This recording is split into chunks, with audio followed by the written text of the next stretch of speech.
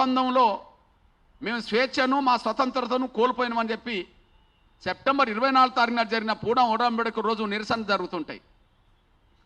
ఆ నిరసనలు జరగడానికి కారణం పూనా ఒడంబడిక అని అనుకున్నప్పుడు పూనా ఒడంబడిక జరిగి సంతకం పెట్టిన రోజే డాక్టర్ బాబాసాహెబ్ అంబేద్కర్ తన ఆవేదన చాటుకున్నాడు.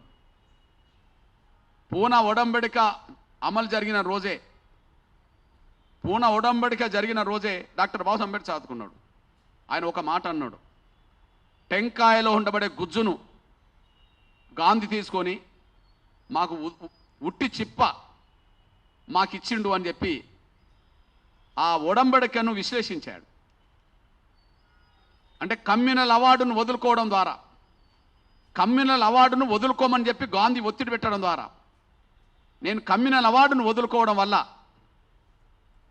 నాకు ఉట్టి చిప్ప నా చేతికి వచ్చింది, టెంకాయలో ఉండబడే కొబ్బరి చిప్పల్లో కొబ్బరిలో ఉండబడే కొబ్బరి అంతా గుంజుకున్నాడు అని చెప్పి తను సంతకం పెట్టిన రోజే ఆవేదన వ్యక్తం చేశాడు. కమ్యూనల్ అవార్డు ఉన్నట్టుగా అమలు జరిగితే దళిత వర్గాలకు వచ్చే స్వేచ్ఛ స్వాతంత్రాలు వేరుగా ఉండేది, వాళ్ళ భవిష్యత్తు వేరుగా ఉండేది.